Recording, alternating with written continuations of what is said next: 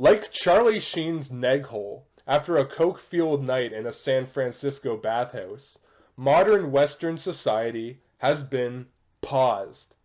Sexual degeneracy has become rampant in our culture. Instead of extolling the virtues of traditional family relationships, our entertainment and media institutions of the current year have enshrined degeneracy and serve as exhibitions for the most sordid displays of depravity. The nuclear family, which has been the bedrock of Occidental civilization for millennia, has been rejected by today's intellectuals as dysfunctional and oppressive. Traditional gender roles have also been cast to the wayside, with women increasingly acting like men, men acting like women, and some poor individuals even undergoing hormone treatments and mutilating their genitalia in misguided attempts to resemble distorted simulacra of the opposite sex. Hedonism, promiscuity, cuckoldry, single motherhood, sexually transmitted diseases, and divorce have all become commonplace. Our culture would make the people of Sodom and Gomorrah heave in revulsion. Yet we know it didn't used to be this way. Western civilization was once a bastion of temperance and virtue unto the world. How did we go from the strong family bonds and optimism of the immediate post-war era to this standard fuck party of self-indulgence that we see today? Well, pour yourself a good drink and get comfortable, my friends. We might be here for a while. Now, it goes without saying that sexual depravity has always existed to some extent throughout Western societies. From the perversions of the Roman Emperor Elagabalus in the 3rd century, who prostituted himself in the royal palace and defiled a Vestal virgin, to the deviant sexual exploits of Marquis de Sade in the 18th century, it is clear that our civilization has always dealt with degeneracy in one form or another. That is not to say that it was always tolerated. Marquis de Sade spent most of his adult life in prison, and Elagabalus was assassinated by the Praetorian Guard and dragged through the streets of Rome before being thrown naked into the river Tiber for his disgusting deeds. However, in the current year, not only would these individuals receive no such punishment, they would even be considered perfectly normal and possibly championed by Marxist sociology professors as paragons of human virtue. So what changed? How did we go from penalizing degenerate behavior and relegating it to the margins of society to celebrating it as we do today? Well, if we had to pick a starting point of this decline, it would have to be the work of Sigmund Freud. The consistent thread throughout Sigmund Freud's work is that individuals are driven by unconscious desires, such as the Oedipus complex, which posited that all boys had the urge to kill their fathers and make love to their mothers. And Freud believed that Western civilization is neurotic and sexually repressed because it prevents us from acting on these fundamental urges. In Civilization and Its Discontents, Freud writes that it is impossible to ignore the extent to which civilization is built up on renunciation of instinctual gratifications, the degree to which the existence of civilization presupposes the non-gratification, suppression, repression, or something else, of powerful instinctual urgencies. This cultural privation dominates the whole field of social relations between human beings. We know already that it is the cause of the antagonism against which all civilization has to fight. Hell, maybe Freud was right. Let's just remove all barriers to personal, instinctual gratifications. I bet Jared Fogle would love that. Despite the fact that no functional civilization has ever permitted the unimpeded expression of free love in this fashion, since stable monogamous relationships are necessary for the raising of children and hence securing the future of civilization, this did not stop Sigmund Freud and his ilk from characterizing sexual restraint as something negative. Freud and other psychoanalysts pathologized self-restraint as a source of social conflict and mental anguish. According to these psychoanalysts, the only way to attain true love and social harmony was to discard these repressive restraints and, in effect, create a massive dildoocracy. Even though Sigmund Freud's writings take on a scientific tone at times, his ideas have mostly been rejected by psychologists. His theories, such as the Oedipus complex and psychosexual development, are entirely unscientific and unfalsifiable. They no more describe the nature of reality than the inane ramblings of postmodern theorists who argue that math is sexist. But hey, what can we expect from a man who snorted Colombia's gross domestic product up his nose on an annual basis? But during the first half of the 20th century, Sigmund Freud and psychoanalysis gained a huge following, especially from Marxist intellectuals and the Soviet Union. Europe was so demoralized after the First World War that the ground was perfectly laid for ideological detritus and Marxist subversion to flourish. The rejection of social restraints on licentious behavior was particularly popular among the former Central Power states. In the short-lived communist dictatorship in Hungary, George Lukács, then Deputy Commissar for Culture, experimented with these ideas on Hungarian schoolchildren. Lukács instituted what he called cultural terrorism, which involved instructing schoolchildren about free love, promiscuity, and encouraging them to reject Christian moral ethics, monogamy, and patriarchal family structures. Understandably, the Hungarian people did not take too kindly to this inculcation of degeneracy, because when the Romanian army invaded in 1919, they were content to let the communist government be overthrown. The subversion of sexual morality also took root in Weimar Germany at this time, with the foundation of institutions like the Institute for Sexualwissenschaft, the Institute for Social Research, also known as the Frankfurt School, whose goals were to subvert Western norms regarding sex, such as the nuclear family, traditional gender roles, and monogamy. When the Bohemian corporal and his cohorts seized power in 1933, many of the individuals involved in these institutions left Germany and fled to North America, where their anti-Western notions of sexuality were imported with them. But when it comes to actually debasing traditional sexual norms, the most influential and destructive text in this respect was Coming of Age in Samoa by Margaret Mead. Published in 1928, Coming of Age in Samoa describes Margaret Mead's experiences with people living on the remote island of Tao in Samoa. Mead's account depicts a people free of any sexual inhibition whatsoever. According to Mead, Samoan girls would spend their adolescence exploring their sexuality, moving freely between sexual partners without any sort of jealousy or responsibility, and generally living the ideal lifestyle of Allen Ginsberg. It was due to this degree of sexual freedom, argued Mead, that adolescents did not experience the same awkward transition into adulthood as elsewhere in the world, and that if Western civilization would only cast away the shackles of oppressive sexual restraint, then we could achieve the same degree of enlightenment. That's right. Whatever social norms work for a primitive island nation will invariably work for the rest of the world.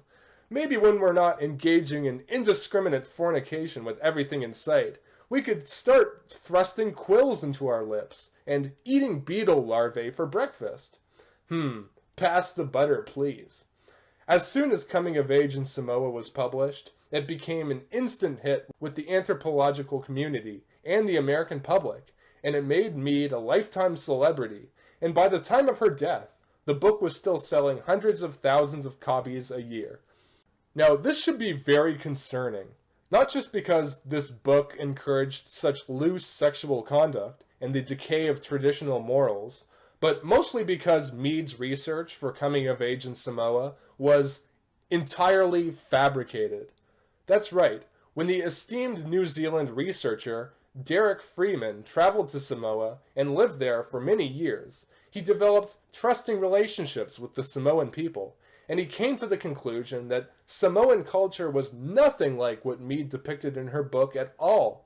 And I had the right to sit in the Council of Chiefs, which I promptly did, and to attend all of their courts.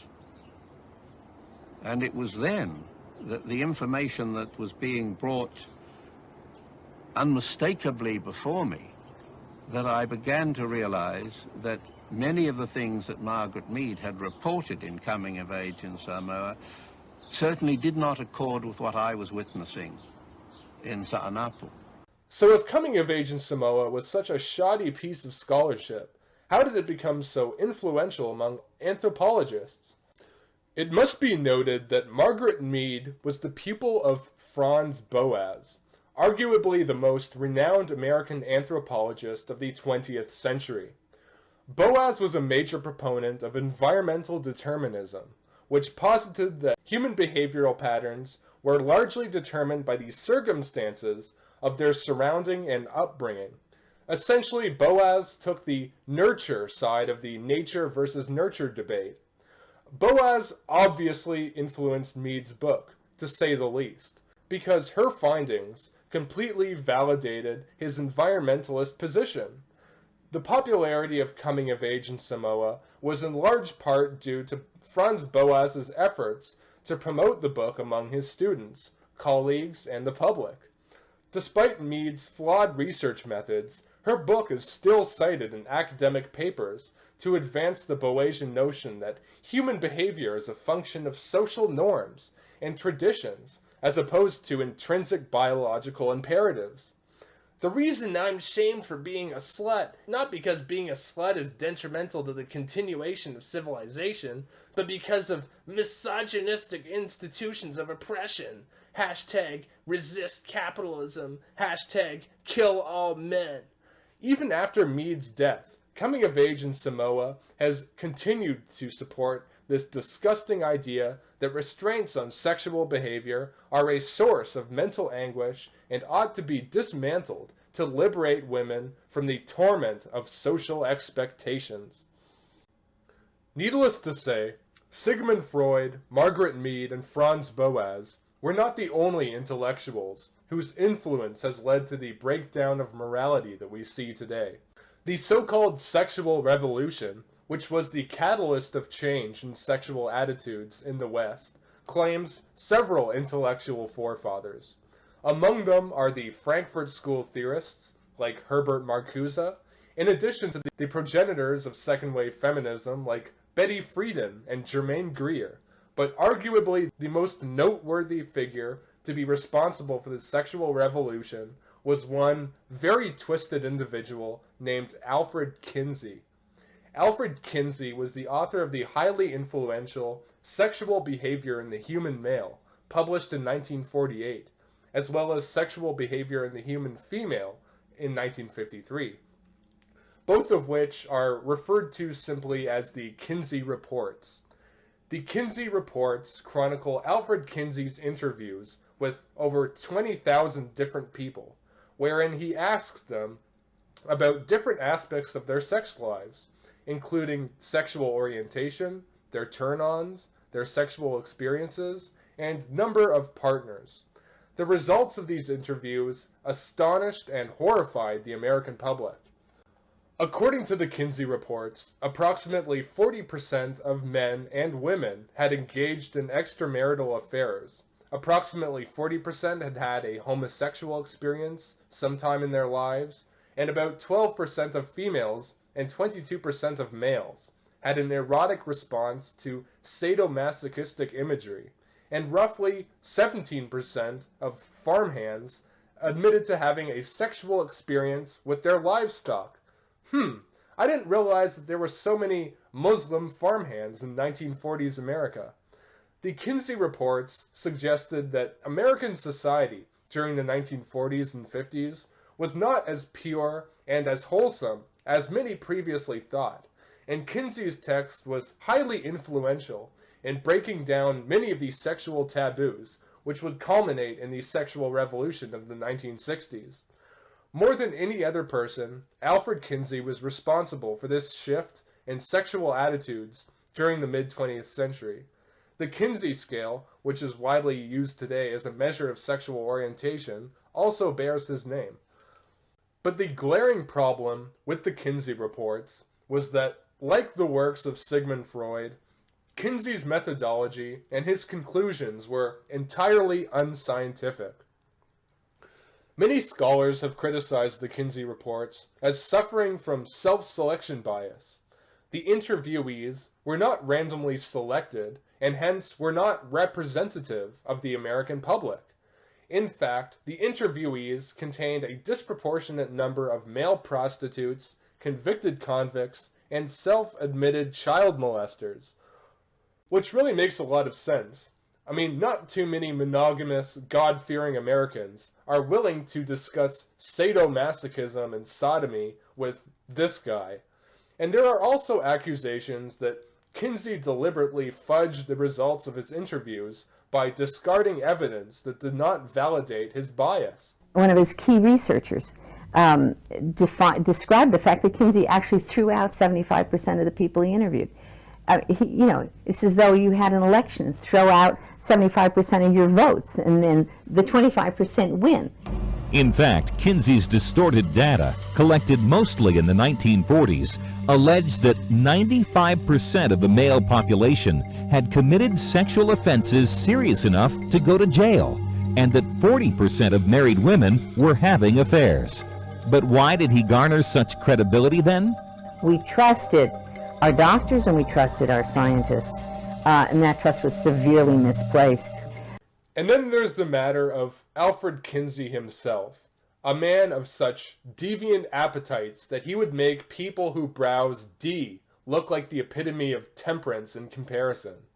As a teenager, Kinsey began inserting random objects into his urethra, such as straws, metal wires, and pipe cleaners, and in later life, Kinsey would regularly tie up his scrotum with a metal cord and insert a toothbrush into his urethra, bristles first. Oosh. When he became desensitized to the pain in his genitals, Alfred Kinsey reportedly circumcised himself without any anesthetic. He was known to frequently sleep with his fellow researchers and lab assistants, and regularly hosted standard fuck parties at his home, where he served persimmon pie to his fellow degenerates. From this, we can conclude that Kinsey was truly a perverted and twisted individual, and likely had a personal bias when conducting his interviews to project his own disgusting fetishes onto the people of 1950s and 40s America. Considering the tremendous influence that the Kinsey reports had on dismantling the moral values of the West, he was rather successful in doing so. Congratulations, Western civilization. You've allowed your centuries-old traditions to be subverted by some perverted entomologist who shoved a toothbrush up his cock. Fantastic. I'm sure your forefathers would be very proud of you. So by the 1960s, the ground was perfectly laid for complete subversion of traditional morality. Thanks to the work of Margaret Mead, Sigmund Freud, and Franz Boas, a significant number of intellectuals felt that the norms and traditions that had kept Western civilization intact for thousands of years were oppressive and ought to be dismantled. Due to the work of Alfred Kinsey and several other so-called sexologists, sex was discussed more openly and deviant practices became more accepted over time. The sexual revolution opened the floodgates for many of the degenerate customs that we see today. And these customs include the breakdown of traditional gender roles and the blurring of the male-female binary, due in large part to the sexologist John Money, who asserted that gender was simply a social construct. Money's research, which is still cited by doctors and therapists today, as evidence of the benefit of sex reassignment operations, was incredibly flawed and led at least one man to commit suicide. The breakdown of traditional marriage is another phenomenon that plagues Western civilization. Since the enactment of no-fault divorce laws in the late 1960s and early 1970s, which allows either partner to file for divorce for any reason whatsoever, marriage has become a farce. No-fault divorces, the majority of which are initiated by women, have been correlated with an increase in average marriage age, an explosion in the number of single mothers, and a delegitimization of the institution of marriage itself. The matrimonial bond, which has been essential for the raising of healthy children and the preservation of communities, is taken no more seriously nowadays than one's Facebook avatar or desktop background. In the current year, marriages can be entered and annulled on a whim. Now, I know that in this point of the video, some of you are probably asking, well, what's wrong with sexual liberation? I mean, as long as everybody is consenting to their degenerate behavior and nobody is initiating force against anyone, who are we to come along and spoil their fun? Because securing the future of a strong, healthy civilization should always take priority over dick, any civilization that allows degenerate conduct to flourish has no future. Look around you. All facets of modern Western society are feeling the negative repercussions of pursuing degenerate hedonism over traditional morality. Birth rates in most Western countries have plummeted as young people prefer to indulge in their bodily functions than to secure their progeny and a future for Western civilization. Promiscuous lifestyles are also partially responsible for the spike in rates of domestic violence, as the psychiatrist Theodore Dalrymple notes in his book Life at the Bottom. There is good reason why such violence should have increased under the new sexual dispensation. If people demand sexual liberty for themselves, but sexual fidelity from others, the result is the inflammation of jealousy, for it is natural to suppose that one is being done by as one is doing to others, and jealousy is the most frequent precipitant of violence between the sexes. Sexual liberation has negatively impacted men, women, and children alike.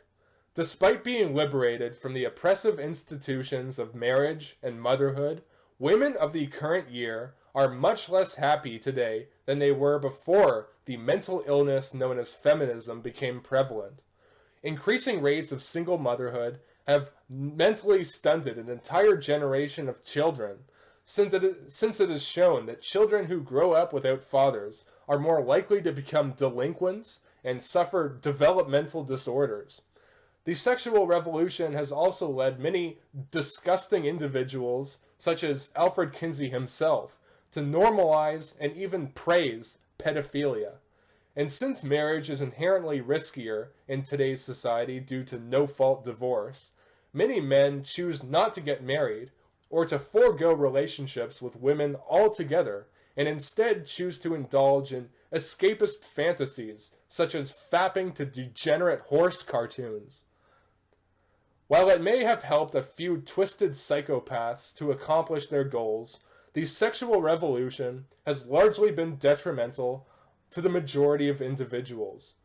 While the sexual revolution may have liberated us from the supposedly oppressive sexual restraints, it has enslaved man to his bodily urges and ushered in the dystopian future depicted in A Brave New World. Instead of celebrating the kinds of relationships necessary to build a strong civilization, modern entertainment celebrates frivolity, baseness, hedonism, and high time preference degeneracy. If present trends continue, the future does not look bright for Western culture. It is imperative for the survival of our people that we reject the twisted philosophies of mentally ill subversives and realign ourselves with traditional moral values.